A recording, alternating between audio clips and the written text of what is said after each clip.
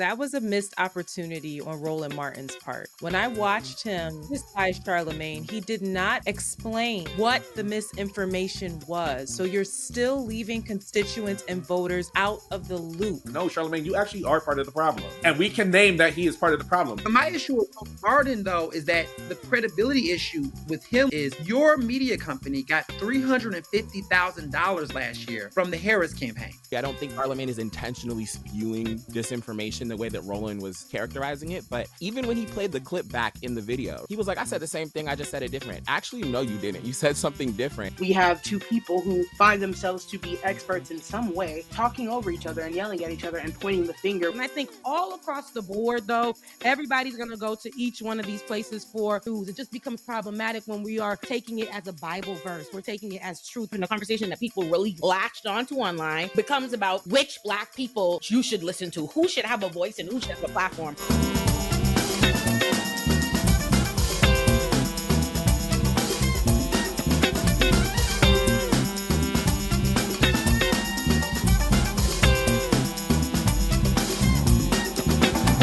Hey, your girl got a sponsor and it's my face, Rocket Money, because you know I'm getting to the bag. And by getting to the bag, I mean desperately trying to save money. So what's that mean? It's time for me to maybe not have every streaming service under the sun and let baby Rocket Money help me. Rocket Money is the personal finance app that not only helps you cancel subscriptions you've forgotten about, lower your bills that you know are too high, and manage your money better, because if you're like me, you know you need the help. I love using Rocket Money because they safely and securely identify recurring charges and cancel unwanted subscriptions for you. This is great if you're like me and try to avoid looking at your transaction history because you don't want to see the error of your ways. You can even cancel from within the app with just a couple of taps. No need to worry about customer service calls. Rocket Money has helped save its customers up to $740 a year when you use all of the app's premium features, with over $880 million saved in canceled subscriptions. Go to rocketmoney.com/Olay and Friends or click the link in the description to get started for free and join the 5 million people using Rocket Money to save more and spend less. So that's go to rocketmoney.com/Olay and Friends or click the link in the description. Now, enjoy Olay and Friends. Thank you, Rocket Money.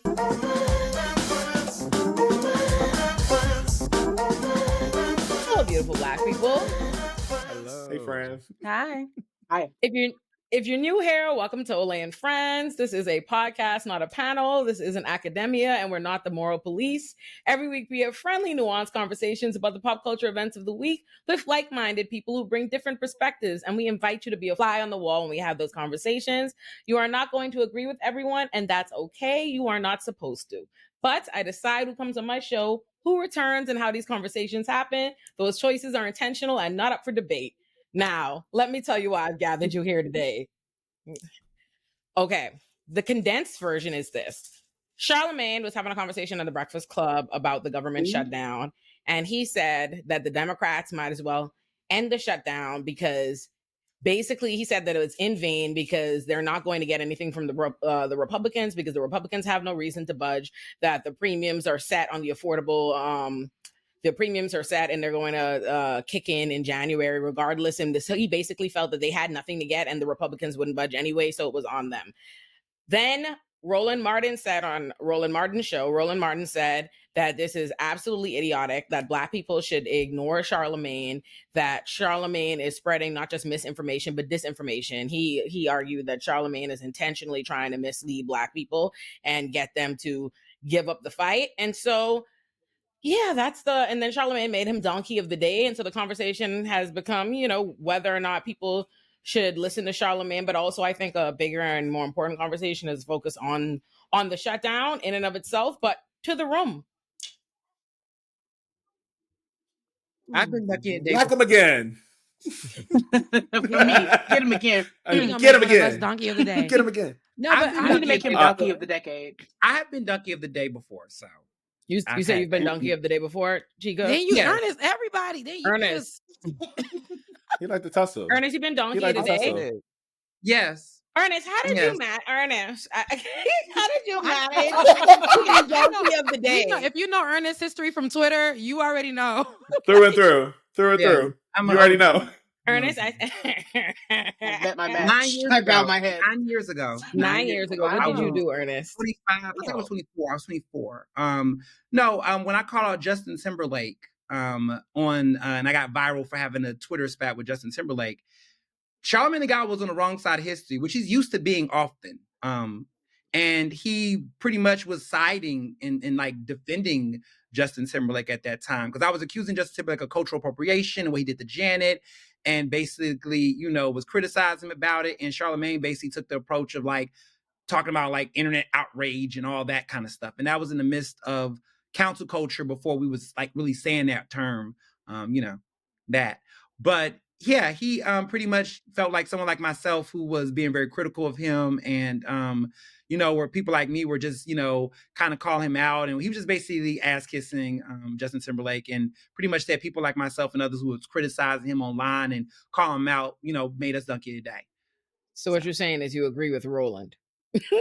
Well, Roland, so let me say this. Roland is my frat brother. I'm a proud, member of Alpha Phi Fraternity Incorporated.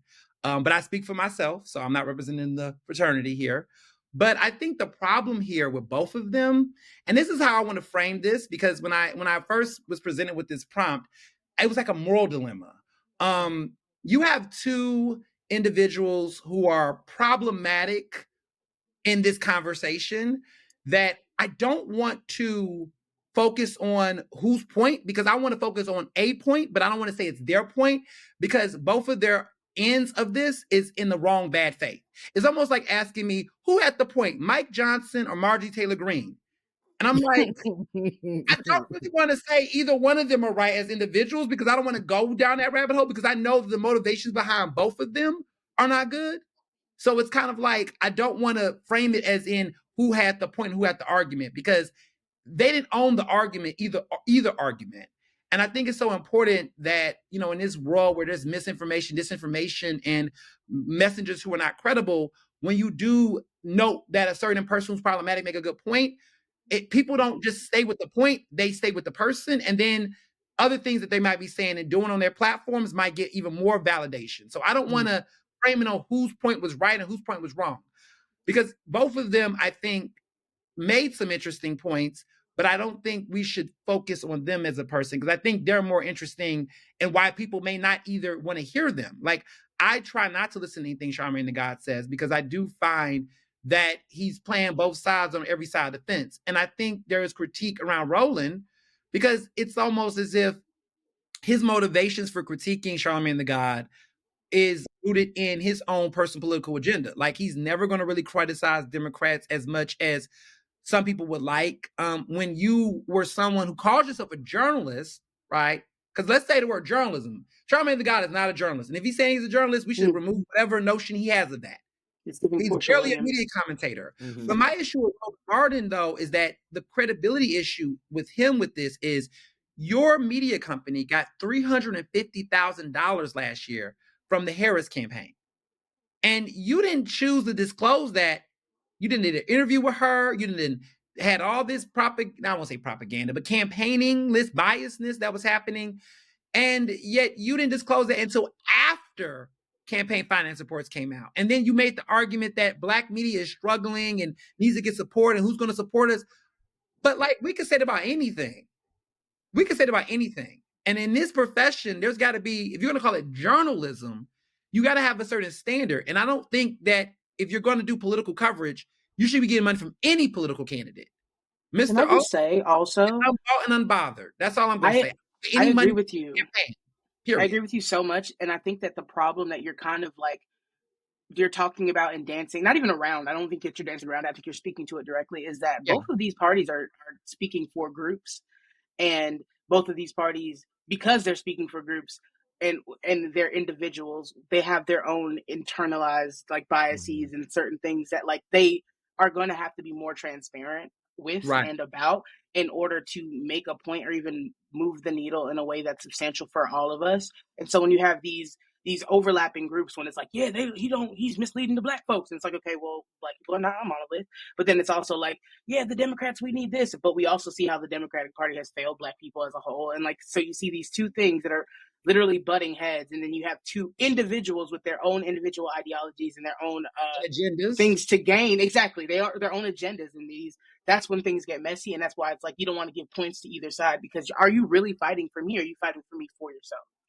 I think it's also like interesting because for me, I look at it and I actually do kind of take issue with sometimes how Charlamagne approaches media and how he does approach his commentary, because there's a very clear, especially if you're like a lazy consumer and you don't know how to interact with media and you don't know how to interact with when news is being reported. Is it peer reviewed? Is there journalistic integrity here? Like, we're not asking all of those questions because the audience is not trained to interrogate news in that way. So there's one from a consumption standpoint that I do actually agree with Roland Martin on, in terms of like one of his critiques is actually like, you cannot spread dis or misinformation in this way. And so if you are not giving everything, then I think that's important. What I find more particularly, what I got from it, a lot of it has been my issue across the board when it comes to podcasts versus journalism versus who constitute as emerging media, new media, traditional media, how we tend to approach it. Right now, we're just in that crux of that position of like,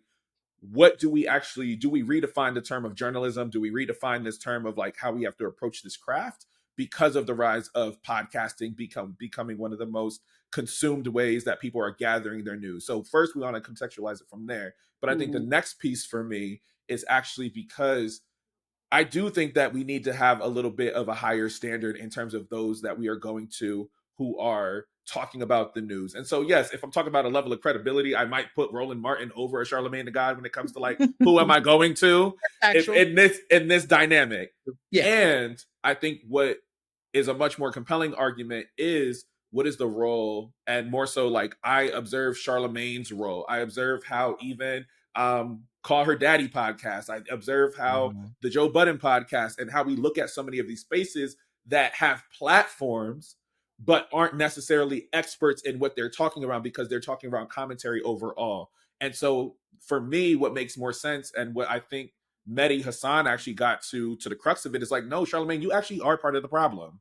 And we can name that he is part of the problem. I don't know why suddenly we're trying to retract, because Stephen A. Smith started crashing out about it, JBP, Charlamagne the God. I look at a lot of these big platforms that are led by Black folks in some spaces, and I'm just like, yeah, no, actually, your opinion, I actually don't value as often in this space, because you are not the expert in this space. Now, I think there's a space for you in Black media overall, but I think in particular topics, I do think we need to understand, here's where I might need to curate an actual panel. So it makes sense for Charlamagne to bring on Angela Rye or Olay into the space when it comes to particular things.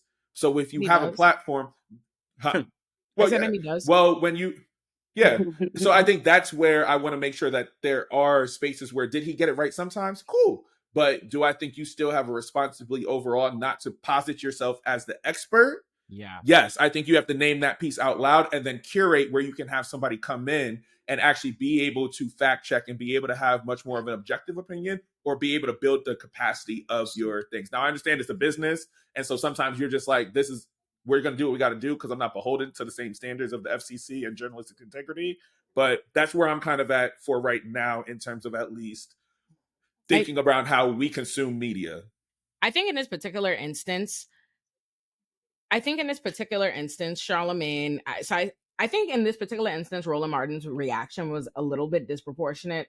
Not in terms of what he's saying about Charlamagne overall, or the other conversation that people want to have, but in the original clip, this was one of those times Charlamagne wasn't presenting himself as an expert or like asserting something. What happened was, they have a couple of them, like a different, like their legal or political correspondents that come on to the Breakfast Club for that. And he asked her a question. And she was wrong. You know what I mean? She was wrong. And Charlamagne was like, okay, based on that, it doesn't seem sensible to me that the Democrats hold out. Now, I think that's where you can disagree with him, and is a legitimate disagreement. And I think how Mehdi phrased it to him, I think the disagreement that was being had was, Mehdi and Charlamagne both agree that this shutdown shouldn't be happening. But Charlamagne sees it as, okay, well, the Democrats could end it, and they should care about, they realize it's not going anywhere, and people are starving, and this way and XYZ, nothing's going to come of it. The Republicans aren't going to give them anything, or the Democrats aren't going to really like demand anything, which they ultimately didn't, well, they did in fact fold and roll over. So,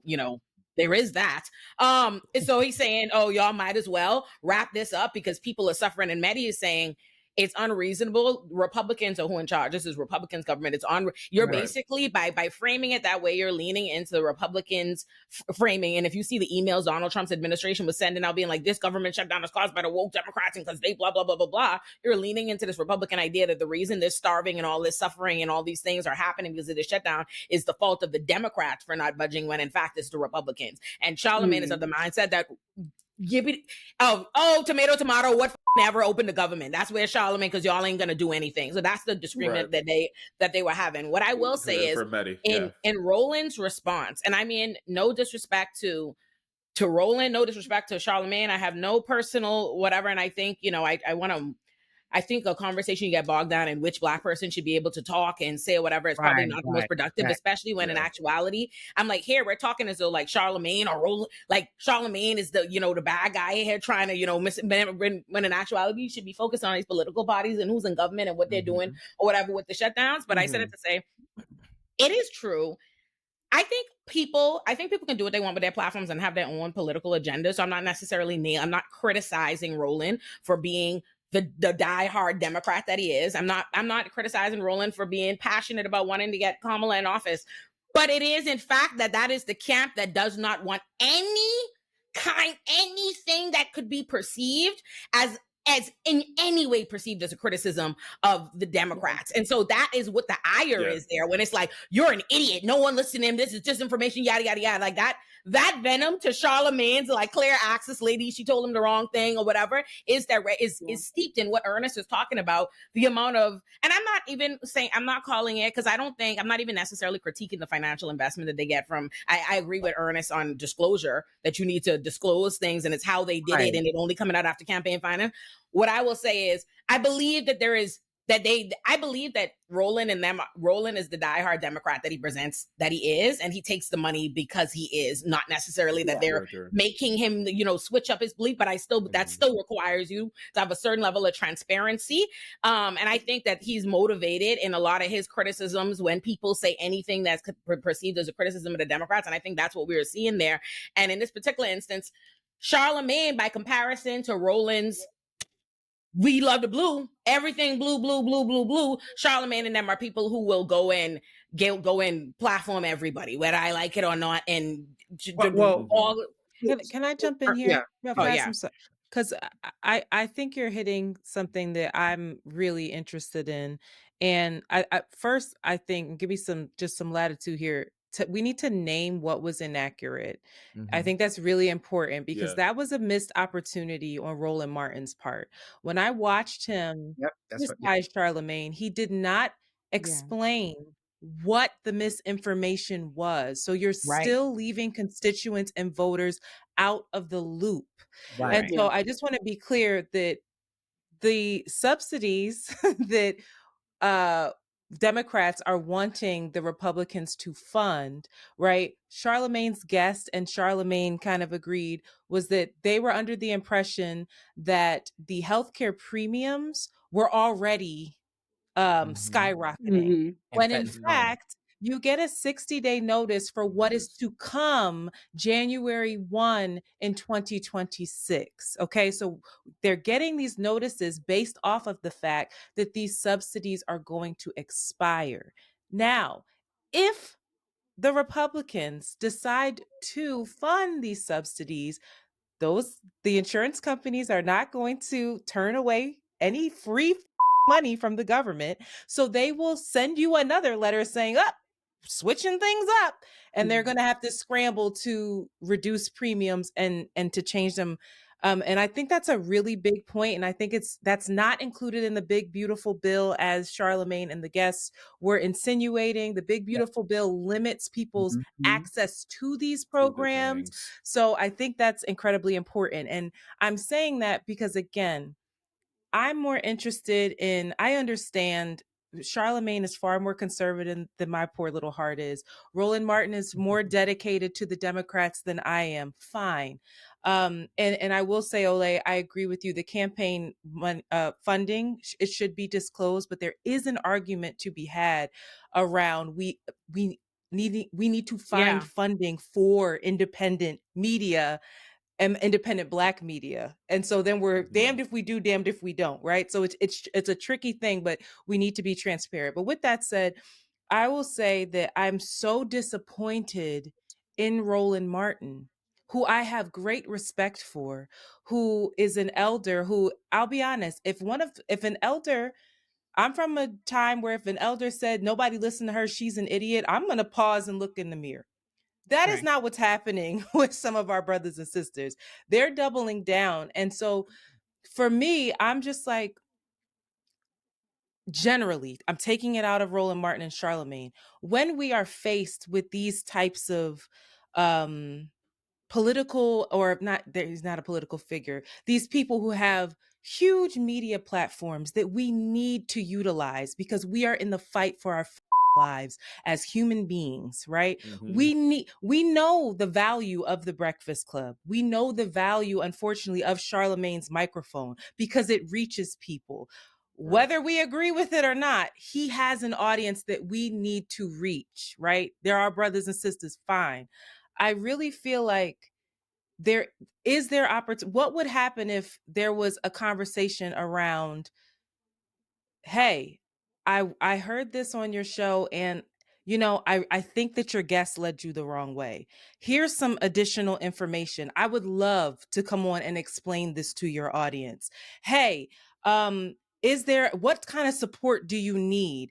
I have some producers over here that would love to work, we can share information. That type of thing is what we need, not I'm gonna knock you down, hit you upside of your head, and make you double down 50 million times, because that is all that they're, and this is a big ego dick match that we're watching right now. Because Roland Martin responded, and and Charlamagne's talking about Roland Martin's body, and it's like, it's a personal everybody jab. No one's being served in this, not them and not us. So I gotta say this as a journalist, because sorry, go ahead. Because there is a lot. I'm not saying misinformation, but I think there's a lot of things. I just want the eyes to know that a lot of the things that you're saying, I think, is fair. A lot of it is idealistic to the reality of, like, it's not that it has not been attempted to happen. There's a reason why it's not happening. And as somebody who's a journalist who's been in rooms, who know these people and what they stand for, like know the people they've been communicated with, who've been in associations where these things have been said to these people individually and collectively, this is a business for them.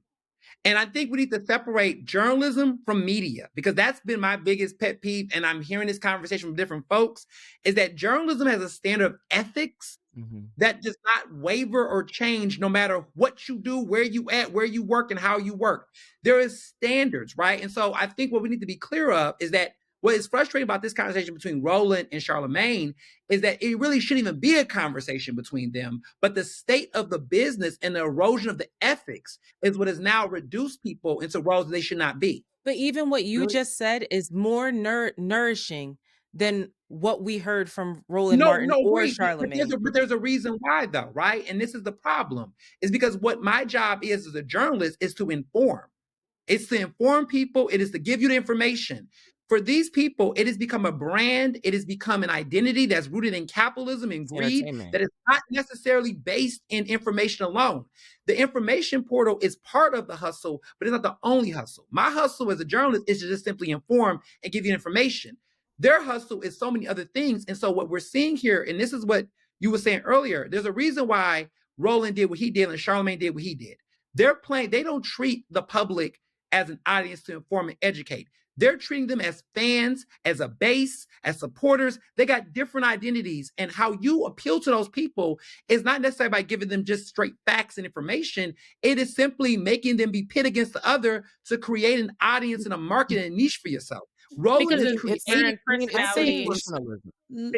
we're in personality driven. We have a personality driven media ecosystem. Like, people want to pretend like people, listen, we can pretend all day like long that people are reporters, journalists, yada, yada, yada. What's really it is about is that people listen to the people they like. You know what I mean? And I like your opinion is they listen to the opinions of who has been determined that they can trust. That's why Roland didn't feel the need to explain what the problem was with what Charlamagne said. Was he attacked Charlamagne. He immediately put on Charlamagne, which I thought was from that particular clip.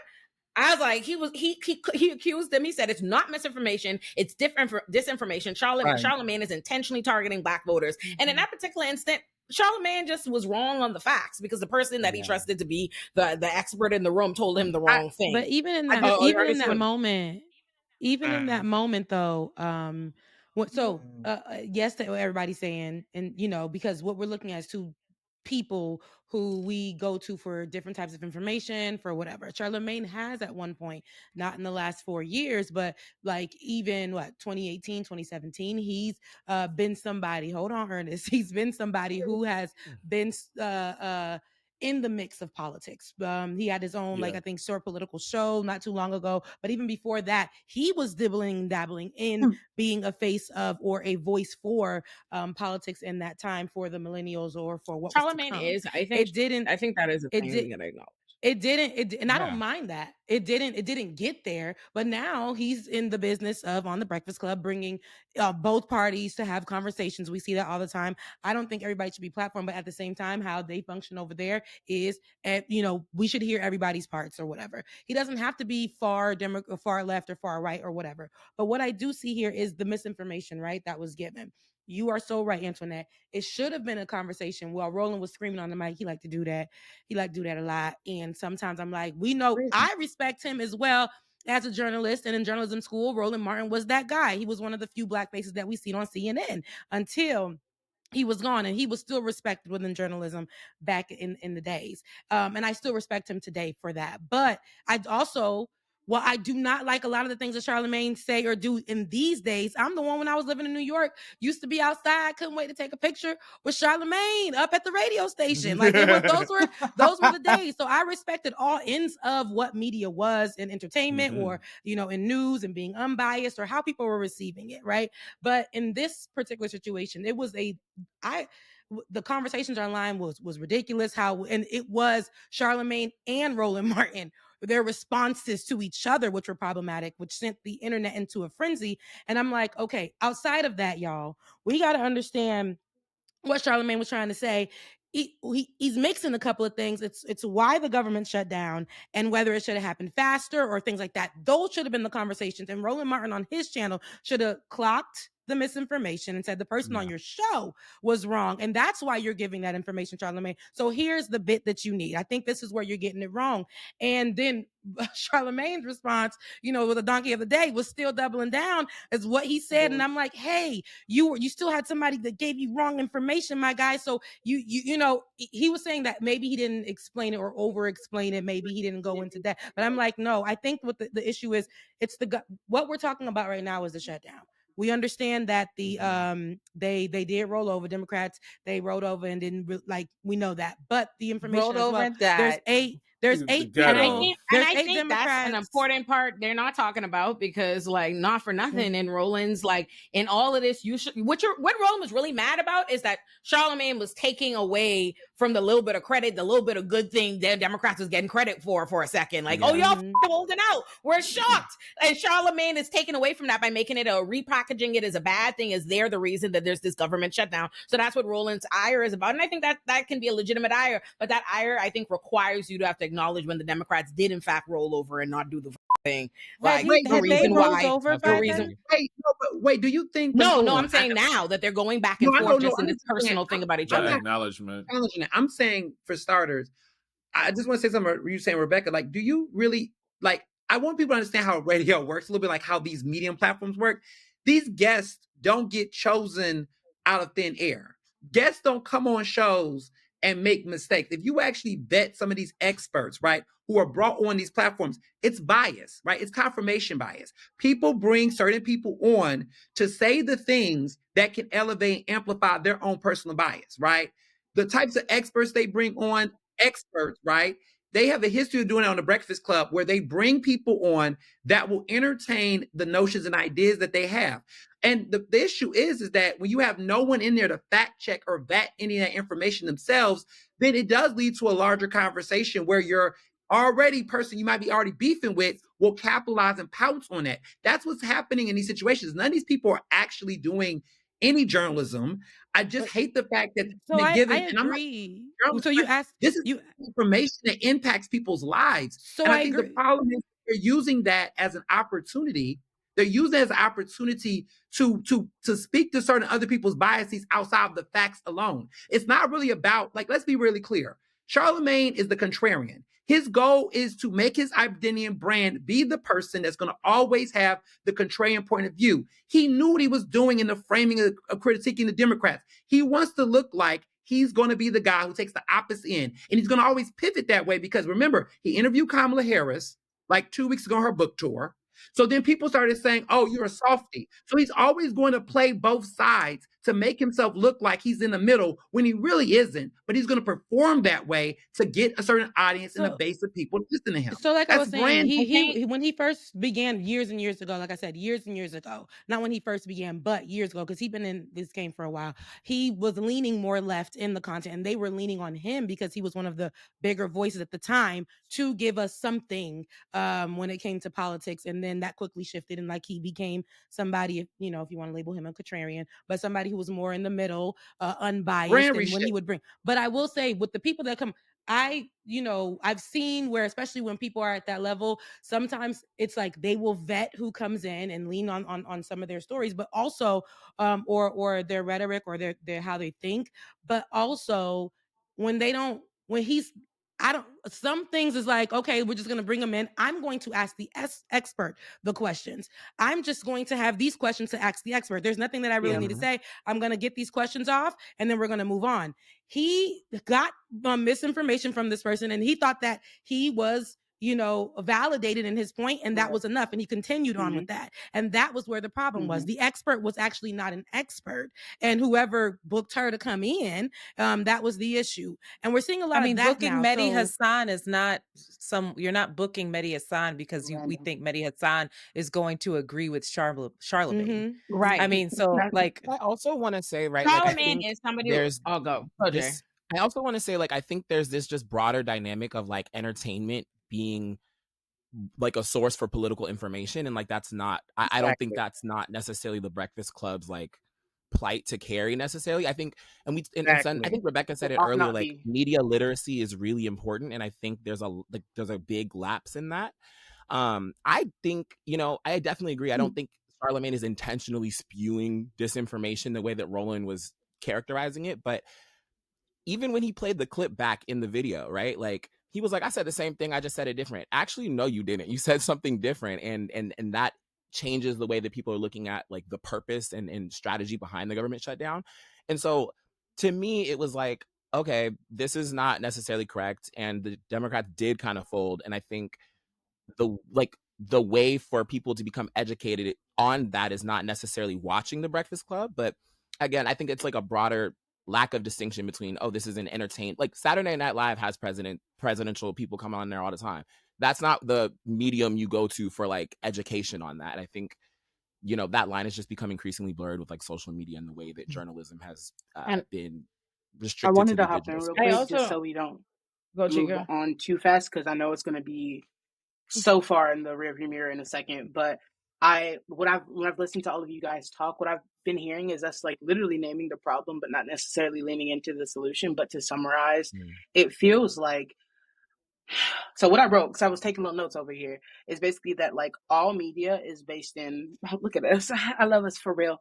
But all media is based in personality politics, and personality politics are a vehicle. So that means that whether it's journalism or entertainment, you're going to have people leaning into their own ways of garnering an audience and keeping them captive in order to hear, whether it's politics and journalism or just entertainment. And what's happening now is that there's this hybrid thing happening where once a personality is built up to a certain degree, because both journalists and entertainers need the eyes, we now value how many people are watching, and we're like, okay, well, they're going to end up being like a voice of reason in some way. So we have these expectations of certain people who then get diluted into having those expectations of themselves, and then interject into situations and scenarios where they probably are not the voice that should be speaking, or they trust their own judgment in order to call in, certain experts, and they're not able to vet them.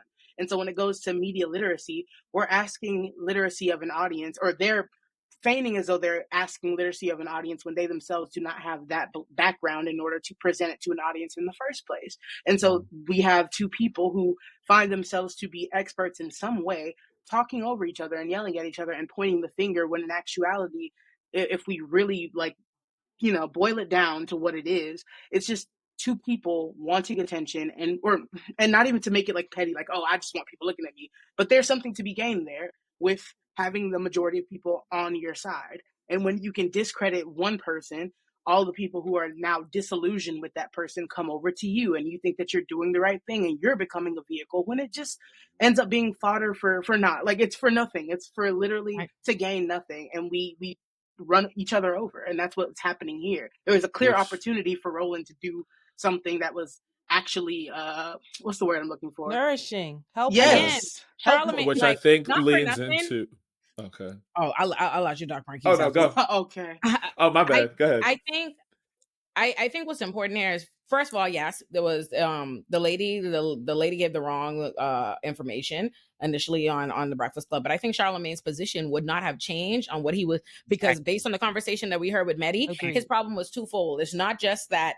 Okay, so the clarification that Roland is having is that, oh, there is still something to gain. You're wrong that the big, beautiful bill has made this predetermined and that there's nothing you could do. That's what Charlamagne, the first level to his issue was, that there's nothing you can do. What you're claiming to hold out over, that can't even be done. But his second thing was that the Republicans won't do it anyway, and that the Democrats aren't really going to like push for it. So ultimately in his landing, what he would have felt was that the Democrats was going to roll over anyway, and they did ultimately roll over. And to what I will say is this: people don't think of it like this, and I feel this way as somebody like who produces a show and picks voices that come on or whatever. You will platform a voice to offer a perspective to people, and people will act as though you didn't bring that voice. Like to when Marquise, you say, oh, Mehdi said he's part of the problem.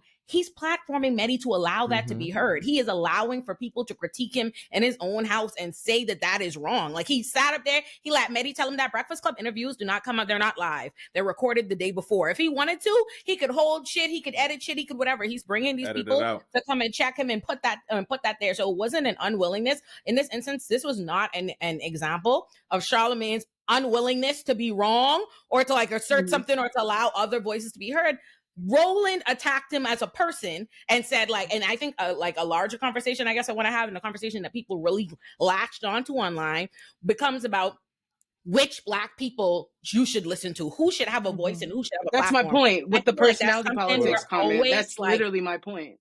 I feel like that's something that we're always like doing. Like, me too, us too, like Olay Friends, everybody does it, like whether intentionally or unintentionally, like constantly engage in this idea of what Black person should have their voice, should have their platform, or should be allowed to speak. And I think that is probably a more problematic game than not in actuality, because here are all like, here is the Republicans, the Democrats, all these other people, all these other white bad media XYZ doing this. And you see our media, we're fighting with each other, talking about, you shouldn't listen to this one, you shouldn't listen to one, this one is evil, this one is a grifter, this one is a blah blah blah, and all these like personal ad hominem attacks, like, rather than, so I don't know, that's my thought.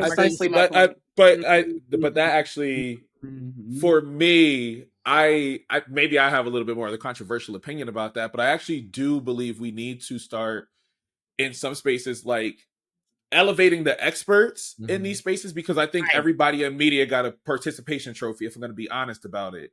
And so I think that's where I have struggles with, is because on the other side of bad media is somebody's livelihood. On the other side of bad media and somebody's bad perspective can also lead to bad things happening or you attaching to the wrong thing.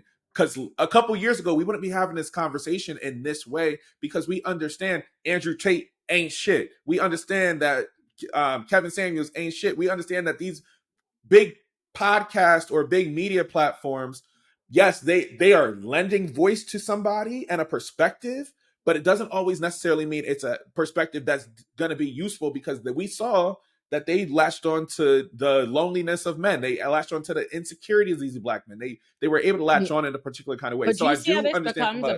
do you see how this ends up turning into what voices, which voices and which kind of Black people we want to be heard? Because in the same breath that we're saying this, Roland Martin and them are easily accused of being easily accused of just liking a particular blue, Yes. Democrat, liberal, talented 10th, or whatever kind of voice in the same breath. If anything, like if anything, Charlamagne the Breakfast Club is probably a more inclusive, like more different kinds of Black people actually been brought up more than Roland Martin Network. Well, like, that was what I was trying to say, is like there's actually what I wanted to get to in that part of the conversation is actually leaning it into where we have to talk around the media ecosystem today and how it actually functions. And so I actually do think that there is a level of responsibility when a platform begins to then happen, in order to know if you're going to get into an arena that also can dictate the livelihood of other people's lives, then I do think that there's a different level of responsibility that has to come with that, because I know I have to course correct when I see my students consume some of this stupid media, when I see college students consume some of this media, and I'm like, oh crap, there's actually a reorientation that then needs to happen. And so I think that's where I kind of sometimes find myself getting frustrated, and everybody's voice is equal in this thing. No, I actually studied some of this shit. Right now, I'm not saying on the other end, because I still want to also be able to include the fact that there are people that don't need degrees that absolutely, I learned so much from my pops, no degree at all. I learned so much from them, my siblings, close friends of mine who have no degrees, brilliant. And I can also understand in some spaces, there is a space where I appreciate what the Breakfast Club has been able to do as a media conglomerate. I love what JBP can do as a media conglomerate. And I can also understand when I am engaging in some shit, I know I have and I'm, again, not everybody else, not everybody has this general skill, but I need to know, I'm trained to see media. I'm trained to see and dissect a perspective. Yes. And I think that's the ultimate part of the conversation. And so, yes, there are some spaces where we can talk about the personality of it all. And I think there's another perspective on what happens, or do we just kind of have to say like it's on the consumer? Because if the media ecosystem that we have, we're like, yes, there are some spaces where I go to Olay and Friends to get this. I'm going to go to Tyler Perry for some nonsense. I'm going to go to this journalist, Wesley Morris, for this kind of criticism on the New York Times. I'm going to Mother Jones for a particular view. I'm going to Politico for another view. And so I think sometimes, and there's a lack of accessibility with some of these more credible sources, because you got to pay. It's all the good stuff is behind a paywall. And even just understanding wise, like some people they'll fall through the net, unfortunately. My bad. No, Antoinette, you're about to say something. I don't want to ramble anyway. I think I want to know more definitively, like, what is the definitive argument that we are making with respect to like that people shouldn't listen to the Breakfast Club. The Breakfast Club shouldn't comment on politics. That's not what I'm getting at all in that space. I had this.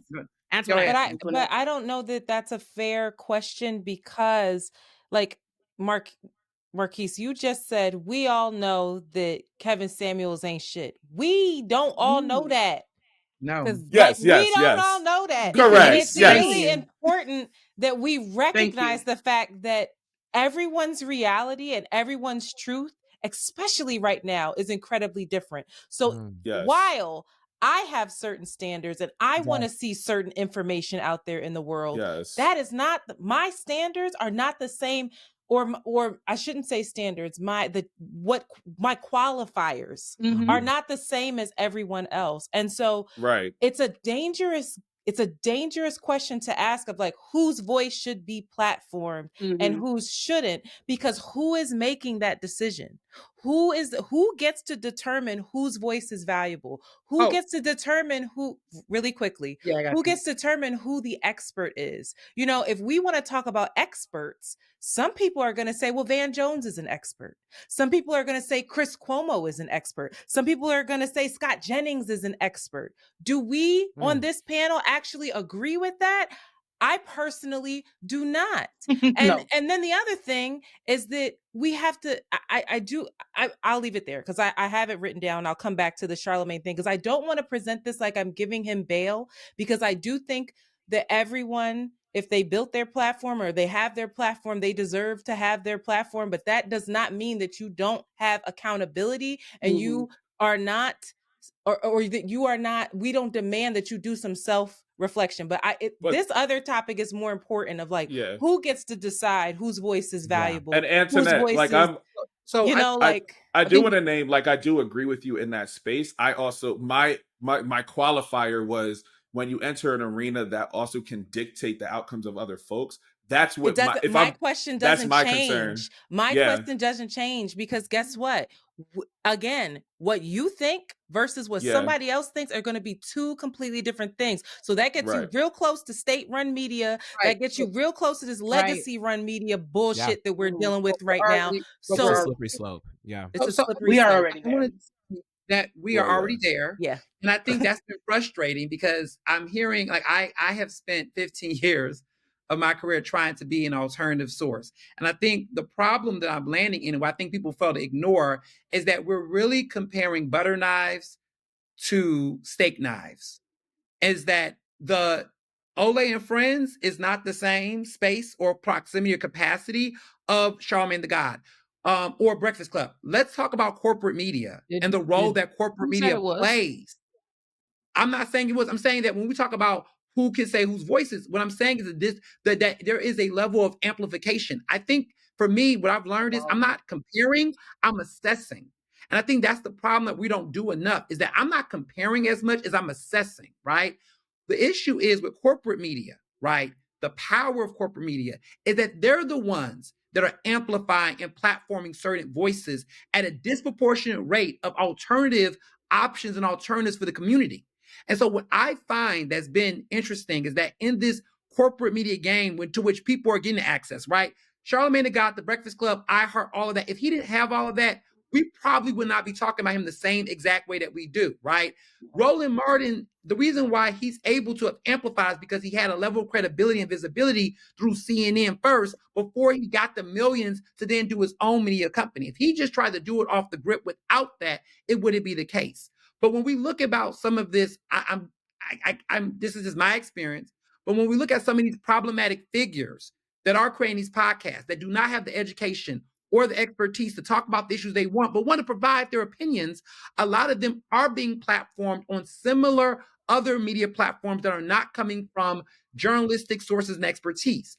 What I'm saying as a journalist is that I'm seeing these platforms be in consistent competition with actual credible media sources. So that, to be clear, there is a space for media personalities, but now the corporate media model is pretty much rewarding and incentivizing these media personalities to be multiple things at the same time. So one person gets to be a hip hop music critic, expert, entertainment, gossip chain blogger, but then a political analyst, and then become a health analyst, an expert on LGBTQ and gender and sexuality and in mental health, all at the same time, when once upon a time, there used to be a space for different voices and people to share that. So that oversaturation of roles for one particular entity to carry without diversifying the pie, without amplifying the pie, without assessing space. And we say that there is this elitism, right? And I say this in a very bland way, a very generalist way, but I want to be clear, is that I do not see as many Black informed journalistic outlets that have the same platform, funding, resources, support as the Breakfast Clubs, as these other types of spaces. And that's by design, because journalism does not allow for a space of the level of biasness that these media platforms have, not these journalism platforms. We see it in other aspects of media. I'm not saying it's perfect across the board, but what I'm saying is that we allow these media personalities to go into these spaces, give out misinformation or disinformation, and never hold them to the standards of journalism. But then we get mad at journalists, whatever, who do critique them and hold them accountable and say there's a voice for everybody. It can't be a voice for misinformation. Because Antoinette already made this point, and I feel like, because I feel you, but I feel like that's the really interesting thing about this time, is because of the oversaturation of things, right? Like, some people do see Scott Jennings as like an expert in that way, right? And there are people where you can argue, you know, so-and-so has these qualifications, therefore they're an authority in this space. And but who's platforming them? Who's platforming them? Real quick. But I think I think what's interesting about this time is that it's not even like necessarily like, you know, a CNN or you know, these conglomerates that are platforming these people. These people have kind of built up their own platforms, and because of how notable they are, I'm thinking of Flagrant Idiots. I'm thinking about, like, you know what I mean, like some of those podcasts that kind of espouse some of those, like, you know, the Milk Boys. Exactly. Like I think no, all of them are platform. Everybody we can name that is mainstream has been platformed by corporate media. The Charlamagne assessment that you're talking about has been platformed by iHeartMedia. So Roland the assessment got mainstream media is what helped catapult him. Don Lemon, Joy Reid. Who has not been platformed by some major corporation that we're talking about in that space? I'm making a different and argument. is doing better right now, now that they're not on those channels. So let me say this real quick, and I'm gonna give it to everybody else real quick. So you say credible media sources. To me, I know you said opposite, but credible media sources are now pulling from, and this is problematic, but it is what's happening right now. I love the way journalism was respected before. I do like that we don't have to be so unbiased as we were before, as well as, you know, like you were saying, the alternative. I came up in that time as well as the alternative version, right? When new media came out. Now we're in a whole nother time where somebody could just wake up in the morning and say, I too am a journalist on TikTok today, and this is how I feel about this. And they can get that information, and they can now become names that sit on CNN. They can now be people who are reached out to for whatever because of fame or whatever. Now, and you asked that question in the chat, Antoinette. You know, I think that you asked who decides what is problematic versus what is credible. Online, it's very hard to do that today in social media. On TikTok, I will see people just because they like the person, the talking head, and they go to this person as the journalist. I remember they're calling themselves on TikTok and all these other things, different types of names, but then they end it with journalist. And I'm like, that's not it. You have to literally have some kind of training to understand media or whatever, or if you're going to talk about journalism or politics or whatever. Here, I think social media does blur the lines, but it ain't, for me, it's hard because on mainstream media, even on CNN or even MSNBC, I've seen them clip all of our favorite Black folks. I've done a story on this already. Because, or preempt them or whatever, because it's like, okay, like, you know, your voice is cool and all, but we'd rather this face, or we'd rather it come from here. And now today, when you leave mainstream media, as we can see with Don Lemon and Joy Ann Reid and a few others, you're doing better in the same space that was looked down on, which is the internet or digital media. So with that being said, now I'm going to just say this and then y'all can get back to it. Now, my question for this whole thing is, the government shutdown. Look, that's where I'm at with it. Right. You said that, we slid right over. And I'm like, you know, Charlamagne, this is a time where I feel like, even though there might be platforms that we don't like or hear, but if they're going to talk about it, I really would prefer the conversation, or I would hope that the conversations, even if we have our opinions, because it's a radio show, they're going to have their opinions, they're going to have all these things. But I wish that there would be, when he came back on, there would be a place where he was able to talk about it in a way where he can inform every listener, every person, so they can have the right type of information. And on Roland's part as well, because Roland, as much as we respect him, his platform is not mainstream media, beloved. We might see him as that, but that's just not what it is. And I think all across the board, though, everybody's going to go to each one of these places for news. It just becomes problematic when we are taking it as a Bible verse. We're taking it as truth. We're taking it as that. And then we're putting it back into our households, into our families, back online. And I hate to say it. I hate to be the one to say this, but when you do have a big platform and people just really love you, they're going to be like, Charlamagne said, Roland Martin said, Ernest said, you know, like all this kind of stuff. So it's a very tough time in media, but I don't know what we're supposed to do to fix all those things, but right now, when it comes to like the government shutdown, which was what they were talking about, I heard Charlamagne saying, and I heard, this is just my opinion and my opinion alone.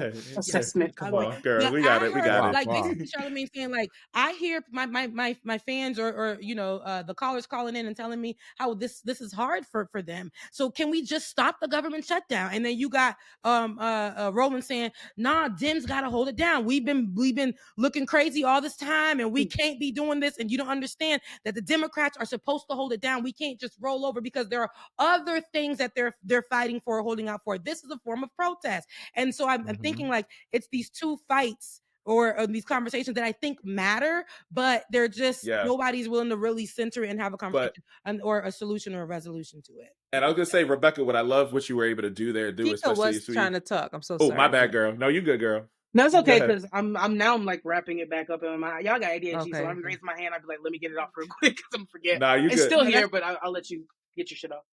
It was really like more so of just like contextualizing this moment into the government shutdown, which I love what Rebecca was able to like transition us into a little bit more. And it actually made me more so think about how journalists were able to contextualize and situate moments in that moment. So oftentimes for me, it was always, can you give us the who, what, when, where, and how this thing happened? Right. And so this is for anybody in the audience that is kind of listening. That's what tends to start there. And I think from there, it then allows us to then have the perspective and add as consumers to be able to add in like, okay, Charlamagne is actually gathering information from the people. And so there are very real people that were calling in and being like, it's just tough right now. Right. And then the other piece is that on the other side with Roland Martin, his perspective was just another perspective on like, it's now a moral battle. And so when you are in the role of providing information for people, when you do have a platform, you should be able to learn, what do I do with this platform, which then allows where I think my thoughts on like new and emerging media in terms of like podcasts and TikTok personalities and stuff like that come in to help situate. And so I can sit down with a piece of news and then be like, on my personal platform, be like, I do need the Dems to hold it down just a little bit because you got a time to have the narrative so it can be yours. And so this way we can then point out all the dumb shit that the Republicans are doing to situate us for the midterms in 2026. Like that's where I think some of our role as terms of like people with platforms and people of influence can come in and be able to say, I know there's a bunch of folks who are going to me because they assume that I align with this abolitionist value and this idea, because there are folks who align with me that I built over this credibility for the last 8 years. So I'm trying to like internalize that a little bit and reflect on it. So then it's like, yeah, I can interact with the news. And now I can tell you, this is how I feel about the news. And maybe if we're able to name that out loud more often, because now I can say, nah, here's the information I gathered. Here's what I do with the information. Here's how I have to either mobilize my audience in this new media, or here's how I have to add this level of nuance. And so I do wonder, is now we're asking them to simply say, Charlamagne, all I'm asking you to do for right now, well, insert media here. Give us the facts, then allow the audience to then do with that, which goes against my earlier point in terms of being able to kind of guide and build that capacity in that way. And so how do we like navigate the space of the media institution and the platform, and then the consumer, which I think ultimately becomes the training and building up of capacity. So Chica, I lob it to you. All right. I appreciate it. Because my little ADHD brain is over here hopping from point to point. I'm like, girl, I saw the point. I started like this. I'm like, wait, hold on. But I think a person who does a good job of this, and the balancing act that we're referring to, is Sam Cedar, in ways where like I'll tune in because like I know that for the most part I lean more towards what he's saying, and not like even just opinion wise, but just based on the facts. Whereas he's also able to chime in and give what he feels on certain things, but because it's fact based, the opinion is just the opinion. And you can literally be presented with the exact same facts that he does present and disagree with them. I just so happen to not. And so to your earlier question, this is how long it's been in my brain. Because long ago, fourscore and many years ago, you asked, how do we, whose voices do we choose? The platform, who is it on? Like, how do we vet these things? And I, unfortunately, because leaving us to our own devices is how we are in the mess we are in. However, I do think it is kind of up to the consumer to vet what they're listening to and why they're listening to it, because there's always going to be bad faith actors and there's always going to be good faith actors who lend to the harm that's being done to the community. And so when we start, if we go back even further in the conversation, we talk about the hybrid mentality right now of being both an entertainer and a journalist, which, I mean, by design, these two things, they kind of just, again, they bump heads. They're oil and water in a little bit of a way, unless you can really do that fine dance that toes the line of both. When you think about the hybrid mentality that's happening here, again, it's the attention economy, and people are just trying to basically talk over each other and get everyone to listen so that they can get their point across, and it becomes a vehicle for this and that and the third. So I don't think that we can even really say, based on our own understandings, who should have the platform, who should be talking the loudest. We can say who we agree with, and we can factually and statistically pull up who is saying the right thing at what time and what's necessary to say, which is why I think Roland had the reaction he did, because he's like, hey, yo, I get that they may be your opinion, but there's so many people listening to you right now that you're misleading this group. And that was never the point if we're just talking about the government shutdown. It's not because we're not the ones voting. Like, Black people are not the Dems. Like, we're not the ones in there having to make this decision. So even Charlamagne being like, yeah, shut it down. Why do you care about the opinion being swayed in that way when we literally, even if it is the masses, we are not the ones who are getting to make this decision? So it really, I think, in my opinion, boils down to like providing or knowing which platforms are meant to provide the facts, and then us as people who create content, people who engage in political discussion, and even like town hall things like this, it's up to us to be like, all right, cool, so here's where you're going to get your the meat and potatoes of what you need to know, and then here's the voice of the streets right now, and where do we marry them in the middle? And it's less about like, oh, I'm elite and I have this opinion, and also then I have the bigger platform and more people listen to me, so this is more important, and we need to make sure that because people are seeing it here, I get to say it. Like, I think it's all such a mess, but it all also boils down to capitalism, because these things are being platformed not just because they're legacy media. There's money being put behind it. But I'm going to say this. I just have to say this.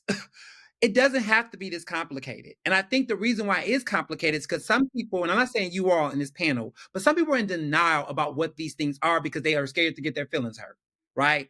Everybody wants to be out here and be a therapist, a life coach, and all these things, but don't actually want to have the certifications. To be a doctor in America, you have to have certain certifications. To be a lawyer in America, you have to have a law license. There is certain things you have to pass the bar exam, right? There are things that you have to do in order to carry that. And I think what we've seen in this society is that we are acting like, because we don't want to, I guess, hurt some people's feelings or tell them, hey, some things are actually a fact.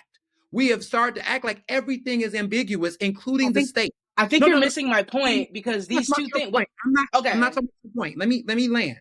I think the problem is that media and journalism are two different things. No, they're not. Journalism, no, it is. Actually, it is. Entertainment and journalism are two different things. No. Media is a vehicle for journalism. That's what I'm saying. It's a vehicle, but it's not the same. Let me be very clear. If you are a content creator, you are producing media. If you are a journalist, you are not producing the same thing as a content creator. All journalism is media. One is entertainment. Let me say that. Not all journalism is media. Okay? How does journalism get to people if not via media? No, let me say this. I'm trying to explain this the best way. So media is a very broad term. It's anything that people can consume for anything, information, entertainment, or anything like that. So you could be a porn star and create adult entertainment. That is a form of media. But a journalist can also create an article, and that's a form of media. But they're not producing the same things. I think because one is entertainment. Right. But the problem is that there's a conflation that's taking place. Hybrid. That's what I'm referring to. The problem with the conflation is that we're expecting people who are not journalists to produce journalism. We're asking them to have a level of accountability and ethics and standards that they do not have to actually have to do what they do. Journalists are specifically accountable to that. Everybody else can be, but they don't have to be. So the issue for me is that I don't have an issue with Charlamagne the God as a content producer or creator or media personality. What I have a problem with is when he tries to put on the role or the presence or the perception of being a journalist when that is not who he is. Roland Martin, there was a time when Roland Martin was a journalist. He had certain ethics, standards, and things. He has strayed away from that in recent years. And so both of these individuals are once shells of what they used to be, but more so Roland when it comes to journalism. And that is where the clashing is because the audience is not aware of this pivoting from these roles. And so it's getting watered down. Charlamagne doesn't purport to be a journalist, but he's afforded. No, I'm not saying he is, but no, I know he isn't. But I'm saying that people are still holding him to that standard. And we as an audience and we as a people have to diversify and also proliferate those spaces. There is an attack on journalists. I don't think media is struggling as much as journalism is struggling far worse. Media is taking a hit, but journalism is taking a bigger punch because now everybody feels like journalists can be replaced, that anyone can do what we do as if it's indispensable. People are thinking that, and to a certain extent, I also want to say corporate media, and it's the problem. Corporate media companies, I'm not saying corporate journalism, but corporate media companies have begun to replace journalists with personalities and other people or experts to replace what we do. And that is what's creating the misinformation and also confusing the audience. And so for me, I just want a space, any platform, any avenue, whatever it takes, that we can amplify more journalists in these spaces to counter it. Because if you got media personalities that's just presenting the facts, they can select which facts they want to provide. They can present whatever they want, so they can self-select. And when we get to the shutdown issue, I think this is the most important aspect, and Antoinette brought this up earlier, is that the problem with me, with the whole conversation, is that with media personalities, they have this luxury to have a agenda. They can be bad faith actors. They can be paid to play. They can get money from certain places of people. Journalists are not supposed to. If journalists do that, they're no longer journalists. They're unethical. They're not supposed to. We got rules. Some people do that and they're cheating, they're fraud, they're cap. But with media people, they can do whatever they want for whatever agenda they want. I think the frustrating part is that when you enter a space, you're giving news delivery and factual news information, it impacts the credibility of everybody else. You hear Philly? You hear Philly in the back? I'm sorry. I'm sorry. Mute yourself, child. Mute yourself, child. No, but you have the ability to pick out misinformation. And I think that that's the problem, is that people don't know who to source. And I think the problem is that's because they're both arguing. They're both basically exactly. It's the attention economy. The problem is the war on journalists. You want it to be more journalists. You have a problem with the fact that this person. Those spaces. I think what everybody was saying was that the genie was out the lamp. Right, we're past that.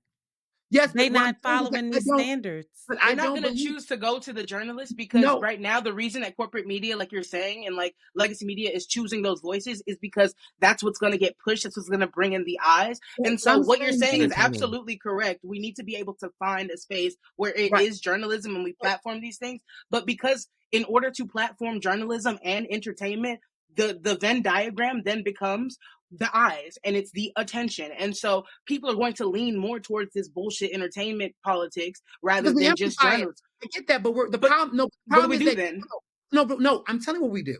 The problem is that smart people, right? I do believe smart. Everybody people. Ain't smart, baby.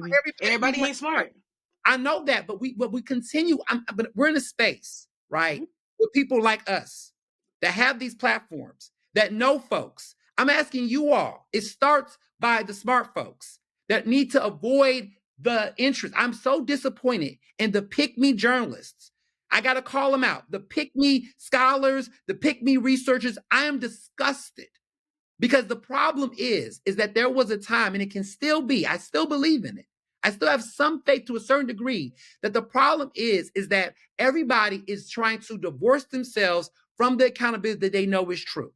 Because they want to look out for themselves. They want to put themselves in spaces with people that are not experts, thinking they're doing the good work. We're allowing to be on platforms where we do not encourage journalism of facts. We do not challenge people to do research. We allow people to sit in their ignorance and treat that as a personality and a brand. And we don't challenge people when we are in those platforms. Ernest. I respect Olay because Olay does it, right? You have this platform. It's not as mainstream as a Charlamagne or whatever, but you do that, right? You understand the importance of bringing journalists in the room. I'm saying to people listening to this show, to the smart folks that can decipher, amplify the journalists, promote their content, promote their articles, stop reading them in the dark and only reporting and retweeting the people that take our stuff. All these influencers that are out here using these platforms to start, you're reading articles from journalists. Name them, cite them. You didn't wake up and find it out by yourself. Support original reporting. Support people that's doing the work and stop acting like we don't exist. You can't do what you do without us. Because I don't think anybody's making that argument on this. Let me hop right in there too. So Ernest, I'm a journalist too, and I've been, I've done it all. I did the local news. I had my stint when new media was a thing. All the things. And so I get what you're saying. I too had a really hard time a few years ago, especially 2020. I'm like, this cannot be where we're going with it. I had a very difficult time because I'm like, you guys are coming out. There's easily misinformation. Nobody is, using any attributes. Nobody's going to really get the expert to say anything. Nobody, I'm so used to it. I know the rules. I get it. And not anyone is doing it. And I know how it's supposed to go. And I'm like, dang, because, I want to get the news from people who have done the work or can even sit down with people, ask questions, all the things. Like you said, Olay does it, right? And I think that we have people who are so stuck in the space and consider themselves journalists or call themselves that and are so stuck on the sensationalism of it and making it salacious. And that's how you get the views, because now you can come in this space. It's really about where you stand. I think it's where your heart is, what your intentions are. Because some people are like, okay, I'm a journalist, but I know I'm gonna make a coin or two if I make it messy. I know I'm gonna make a coin or two if I focus just on this specific thing. Keep doing that this. Is in the most important way, or the quickest way you can make a coin. Back in the day, I'm pretty sure you know what the checks was looking like when you worked in local news or when you had to go and work at CNN for this. They weren't looking good. So when people get online and they making this money, it's going to be more so, let me make it spicy. Let me not check in. Let me not have any reference. Let me not check any sources. Let me make sure I add some tea. And they literally will use words that even sound journalistic, but it just isn't where we are today. Now, I would love to see that come back. I would, but in the days of social media, people prefer, honestly, they know that there is the news out there, the right side of the story, the actuality, the facts, but they would prefer to sit here online and join in the comment section with a whole bunch of people with the misinformation, because that feels good to them. It validates them and what their thinking is, how they feel. And that's what sucks about it. But we just hope and pray, that some people could just find a good space to be in. And you mentioned, Chica, Sam Cedar. I feel like we don't even have many names. I will say that many names in mainstream media. I think it's important too, while we are in this space and we have amazing people in this space and we can be free in this space and we got more Black people to be open and we're hiring ourselves. I love that for us. But I do think it's important that we do have our faces in mainstream media as you're trying to take them all out, because when they do that, we have no one like giving the news to the people who aren't going to go on the digital side of things. And so like we don't even have names. It's sad that we can't even really reference names that are Black so much in those spaces to go to for this type of information. But yeah. Can I ask a question? Oh, yes, I'm sorry. I appreciate, I understand the journalism aspect is very important, right? That the messaging, controlling the narrative is very important. I am curious on how we engage people, right? The average consumer, because I'm in New York City, right? And what I've witnessed with the Zohran Mamdani grassroots campaign, where legacy media, right, these respected journalists, many of them, as many folks would qualify them as, they were full of misinformation when it comes to him, who he is, his campaign. Billionaires, we talking about capital, they spent so much money to ruin him, right, to get him out of here. What happened here was a grassroots movement to get to the people. So I asked a question in the chat because I agree, Cheek, I agree with us. I think we are all clear that consumers are responsible for a lot of this as well. What we're consuming, we're talking about it right now because we consumed it and because we know that people are interested in it and we finna talk about it, right? So how do we engage consumers when it comes, because we have to be solution oriented. We could talk about the problem all day, but we in this fight right now and the shit is getting super serious. So how do we engage people who were not taught to vet their sources? They don't know how to do that. Or how do we engage people who don't even have time to do it? How do we have those conversations, right? And that brings me back to my original kind of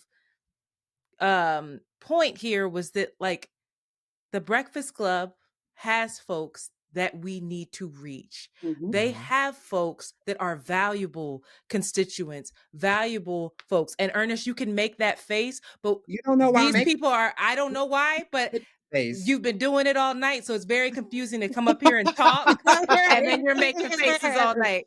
And all I can go off of is the assumption based off of the face that you're making. But what I'm going to say is that these folks are folks that we have to be in community with. Mm-hmm. And it can't be they don't know how to critically think. It's them. It's their fault. They get half the day you voted for. It can be that, but we're all going to suffer. What does that get us? Yeah. Right. Yeah. So like, how do we engage them? It's a true question. I'm not just on here talking. Like, I really want to know so that I can be better at it. I feel like this platform does it.